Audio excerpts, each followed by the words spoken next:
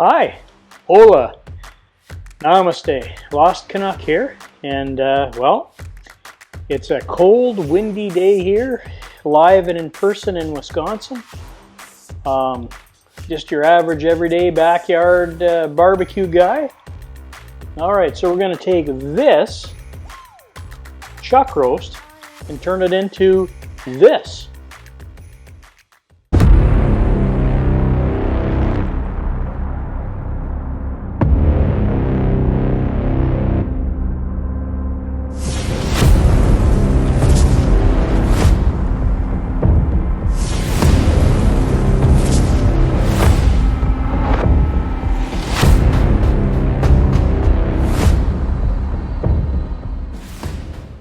Okay, so now we're back.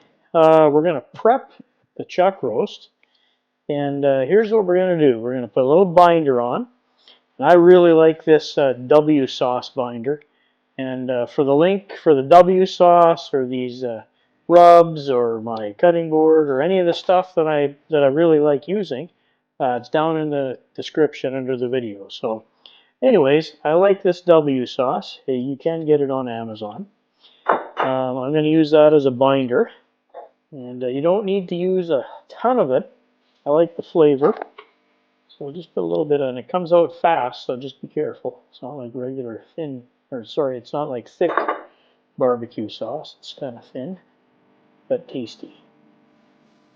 Alright, so you can see I'm just coating the surfaces of the meat with some W sauce, and I'm going to dry brine this overnight in the fridge. And what dry brining is you just after you get your binder on, you put your rubs on, and you leave it in the fridge. I'm going to put it in overnight. And you notice I didn't even trim anything off here. It's a chuck roast. We're just going to leave everything on here. Actually, there's really not much to trim off anyways. Well, except maybe this little hard piece of fat. So hang on. Put that little piece off there. Okay, that's just a little bit of that decal fat that was left over. It's all the trimming we're going to do, not much. So that was the W sauce. So what I'm going to do is I'm going to do it in 2 steps. I've got some meat church rubs from Texas. They're really good. And on beef, they're excellent. So I'm going to put a layer of this meat church Blanco down first. And then I'm going to do a final coat of this meat church gospel. Both excellent rubs, tasty. This one's a little more sweet. And this one here is a little more savory. So we'll start with the savory layer first. Shake a little bit on. And then it'll sweat through a bit, which is fine because you want some sweating through for the next bind or for the next rub application.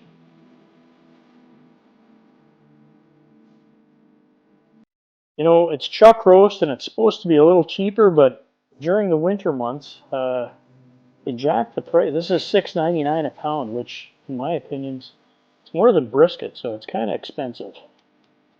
But in the winter time, they jack it up in price because everybody does these in crock pots, so they're a big seller this time of year. But during the summer, you can get them really cheap, or cheaper. Okay, I put my gospel layer on last. There's a lot of color in this. There's more sugar, that's why. A little more brown sugar in it.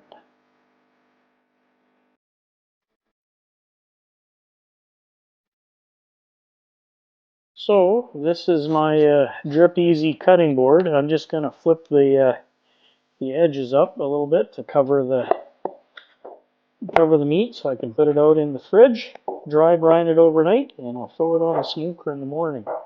This thing should take about, well, it's 4.5 pounds, maybe 5 pounds. So all in all, total cook time, smoke, rest, everything, probably about 8 or 9 hours, 10 at the most. So I'll put it on in the morning. I'll see you out at the pit.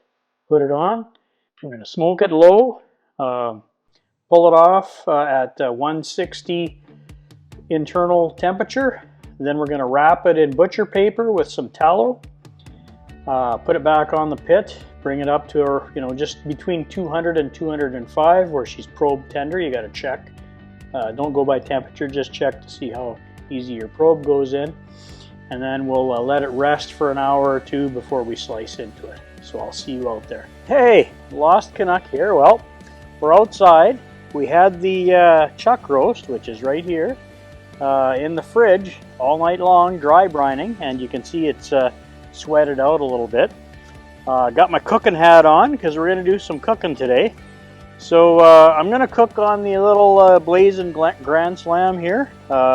It's a nice little grill. I thought it holds temp great, so why not? And today, I don't know if you can see this, but I'm cooking with lumberjack pecan blend pellets. Okay, so they go great with beef.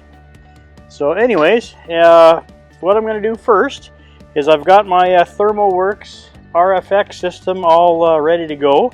Got my gateway turned on. You can see the light's green, so that means we're hooked up to the internet. And I'm just going to put a couple of these probes in here. Like I said, they're magnetic, so I'm going to put let's see, put the red one down on. I'm going to do one on each side, so probably about there. That's the thickest part, so we'll get it in that way. Got to get it into the minimum, that big black line. So that's the red probe. Now I'm going to put the purple probe in on this side, the minimum insertion point. And again, we're hooked up to the RFX gateway. That's a harder push. I'm going through some fat in there. There we go. Got them into the minimum insertion point. Just take off my gloves so I don't get it. Yeah, I'll put a little more in. Probably right. You're right, boss. All right, so let's get this on the grill, on the pit. Now, when we did the biscuit test, the back and this side were hot. But the rest of the grill was pretty even, so I'm just gonna put it in the middle. So here we go. You can see the smoke's rolling. Okay. Put it right about there. Perfect, perfect. Alright, well I better take my cutting board in and scrub it up a little bit. It's getting all gross. Okay, so I'm going to just leave this for the first 2 hours to just cook. I've got the temperature. I'm gonna hit it with smoke at about 200. So this thing really pumps out the smoke at a low at 200. So the first 2 hours, I'm not even going to open the lid and bother it. I'll keep tabs on it with the Wi-Fi and with my RFX probes. I'll know exactly what the temps are. So what the plan is, I'll come back, take a look at the bark, spritz it a little bit if it's looking a little dry. This whole thing is going to take about 8 hours to make.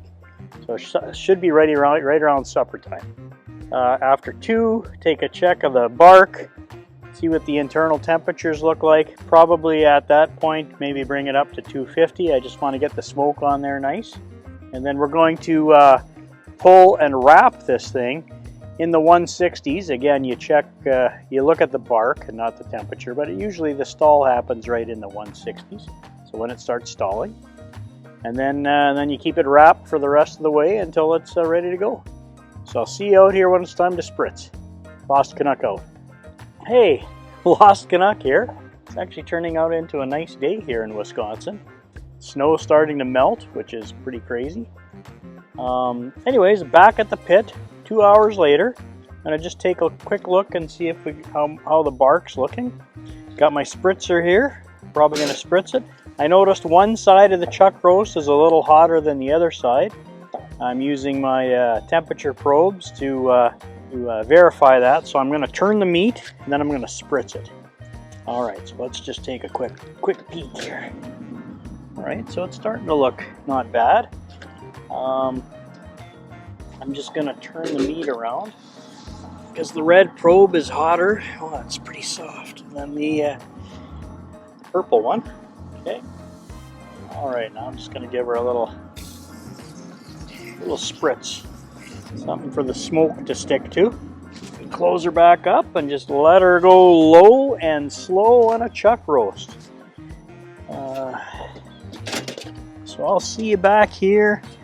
I'll let her go another couple hours and see how my pellets are doing. Pellets are doing well. Alright guys, so see you in a couple hours. I'll check the bark, probably give her another little spritz to keep her moist. And like I say, low and slow on a chuck roast. We'll see you back in a minute. Alright, Lost Canuck here, back down at the pit. It's been actually, about 8 hours since I put it on. Now, normally it doesn't take that long, usually about 6, but I had to go for a small walk with my family, so I turned the temperature back down just to kind of keep it from going bad. So I'm back up. We're internal temperature about 165. I just checked the bark. It looks good, but I'll open the lid so you can see it. But what I'm going to do is take it off, put it in my pan, bring it inside, wrap it with some tallow, put it back on, and wait till the temperature gets up to between 200 and 205. And then we'll rest it in my little holding oven for an hour at least, and then we'll slice it. So let's open this thing up, see what we got. You can see that or not? Maybe when I put it in the pan. I'm going to use my hog lifter here. And if you like any of this stuff, the links are below. Yeah, I'm going to just leave the, oh yeah, the bark looks great. I'm going to bring this in and wrap it quick. Close this up. See you inside. Okay, we're inside at the barbecue lab. Got my South Chicago Wagyu tallow. Again, link for it down in the description. Just gonna use my little BPA-free sprayer here. Got my paper out. I like to spray it a little bit. And this is just the 50% apple cider vinegar, 40% water, and 10% soy sauce. So let's take a couple of scoops of this tallow out. And we'll just put it on the bottom. Ooh boy, that's juicy. Okay, so my probes, I'm getting a little pullback, so I'm just going to put the probes into the meat a little deeper. I'm leaving the probes in even after I wrap it, so I continue to get temperature readings. But I'll put a couple of scoops of tallow on top, just to keep it nice and moist through the stall. It's already melting in. Okay, plenty of tallow. Can never wrap Christmas presents great. Just ask my wife. Let's take this back out to the grill, throw it back on, and pull it at about between 200 and 205, wherever we get probe tenderness, okay? So I ran it for the first 4 hours I was at 200, smoking it, and I spritzed it. You've seen that. And then I went for my walk, so I brought it up to 250, and then I came back, and now just before I wrapped it, I turned it up to 275 so I can get the core temp up to I pulled it at 162. So there we go. So that's our chuck roast. I'll see you back out at the pit. Okay, we're back at the pit. I'm going to throw the chuck roast back on so it's the internal temperature I'm looking for. There we go. We got the probes in. Just going to put it down here. There we go. And I have it set at 275. I'm going to turn it up to 300. There we go. And we'll just wait for that magic internal temperature to hit anywhere in the range between 200 and 205. I'm using my Lumberjack pecan blend pellets. It's actually smoking pretty good. We'll see you when it's time to put it in the holding oven and then slice it. Hey, Lost Canuck again. Well, the internal temperatures reached 203 according to my RFX probes. So I'm going to pull it off with my hog lifter here and bring it into the warming box and let it rest for about an hour. So you can see it's still wrapped. I'm going to leave it wrapped in the paper.